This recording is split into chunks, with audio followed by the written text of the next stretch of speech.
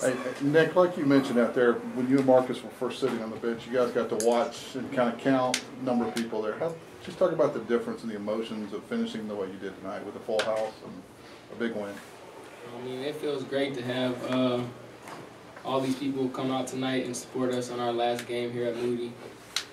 Just the emotions from our first year sitting out to the community now wanting to support SMU basketball, and now packing, 7,000 just to come see us play our last game means a lot to us. But I mean, they help us through numerous games, not only this year but the past 3 years. Getting into it, making it hard for the other team to hear their plays, and just being there for us day in and day out. So I gotta say thank you to them. Marcus, how'd you pull yourself together after the pregame ceremony? It's time to play. I wasn't trying to get emotional, but this place means a lot to me. So definitely, I don't know. It was just basketball. No matter what's going on the outside world, once you step in between those lines, those 94 feet, it's nothing else matters at that time for 40 minutes. So, I just really got a lot of love for this place. How did y'all have money on who would break down first? I knew it would be me. I knew it. I told him if I see my mom cry, I'll probably start crying, but she kept it together for me. Which was harder, the emotions before the game or the emotions at the end of the game? Yeah. Just to see the impact, the mark that we've left, we've built. Just to see people in their seats from sideline to the top of the rafters, all the way around, standing and cheering for us. I mean, I was trying not to break down, but just, they pour their heart out for us for these last 3 years, and that's why we go out there and play as hard as we can for 40 minutes. But I mean, it was an emotional day. Marcus, when's the last time you had more assists than points or rebounds? Never. But, no, I mean, guys were hitting shots. Nothing I can do about that. They were hitting shots. I had no choice but to find them. It was, I don't really know. I was 2 for 9. I mean, it's not like I was hitting shots anyway. So not shooting the balls is really not a big deal to me. It was just fun. It's fun to be out there, in front of Moody one last time. Points and rebounds and none of that stuff didn't matter. The key to the game today was just win. Usually it's 4 or 5 things, just win. I'm so proud of this team. It's really nothing else to say. I'm speechless right now. All of the love and support that they showed us 3.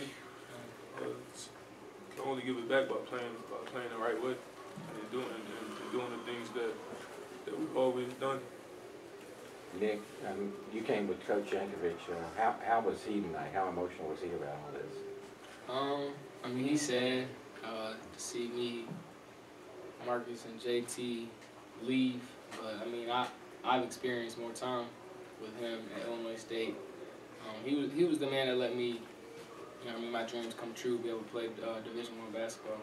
So to be able to leave in his presence means the world to me, and probably does to him. But he just told me to enjoy it, have fun tonight, and you'll always remember this day. What was the reaction on the bench when David scored his layup at the end? It's huge. Yeah, it's huge when they get in because they put in so much time that people don't even see. Just in practice, the nitty-gritty. We be messing with them, having a good time, but just the hard work that they put in day out and don't get recognized is great for them to be able to get in the game. Not only that, but to score. Jonathan, Jake, but just to have every senior now score, that's a great feeling. When you guys all the emotion tonight, you still got 1 game left and something to play for. Is it going to be hard to get back up? We ain't forget. No, we already talked about in the locker room that we come in here, get treatment, see what we got to do for Cincinnati. It's not a day off, just because we won today. We know that this last one is the biggest game this year because we came here last year, won regular season, and that's what our whole goal was to play for this year, is to repeat that. So, I mean, we have a chance, so why not prepare and then celebrate after? Soak it in. So we just gonna get back to the drawing board and do what we gotta do. When you met Connecticut the first time, Brima had a pretty big game. Tonight, 1 point, 4 rebounds. Jordan, what was the difference tonight?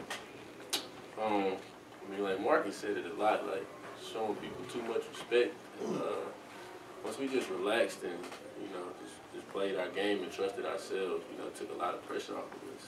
And, I mean, the game really just opened up. We got a lot of easy baskets and we were able to get a lot of stops on it. But did you guys do anything different scheme-wise with them? Nope. I don't think so. Now, tonight was you guys nice as seniors, but Sterling and some of the two freshmen kind of took the spotlight as far as being able to score and score. But how important is it for you guys to know that you guys left the program in great hands?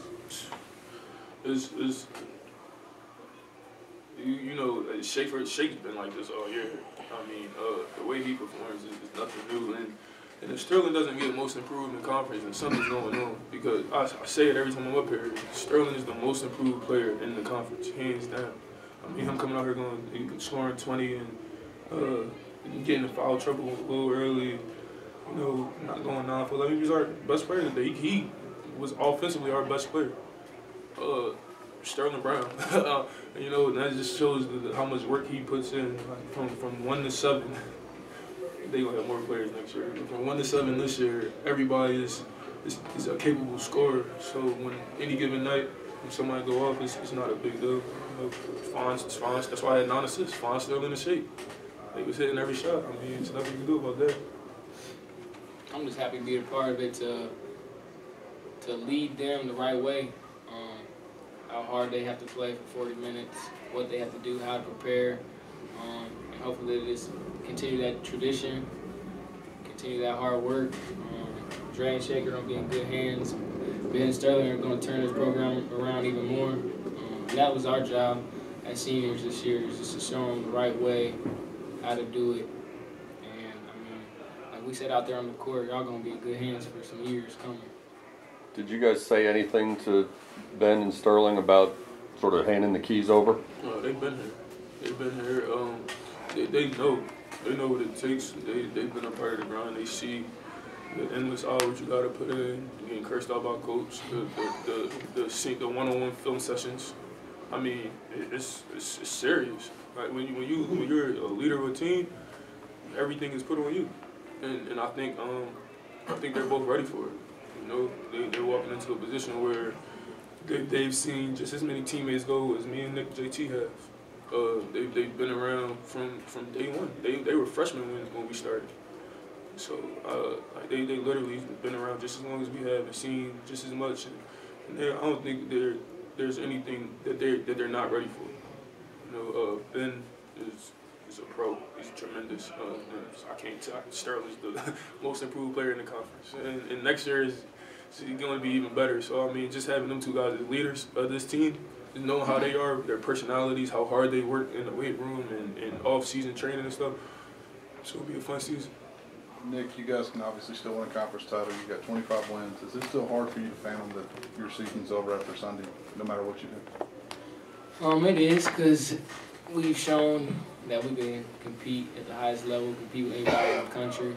I mean, but they set that rules. I mean, that's been out of my mind now since, you know, I mean, they told us the news, so I'm not about to start thinking about that right now. The only thing I'm thinking about is this next game, see what we got to do to win the regular season again, and then they can just talk about us and say that they messed up. Jordan, you got here this year and had to fit in with a group that had pretty much roles established for everybody. How was that transition for you? I mean, I wouldn't say it was tough, man, because I'm a dog. So I knew eventually, you know, I would figure it out.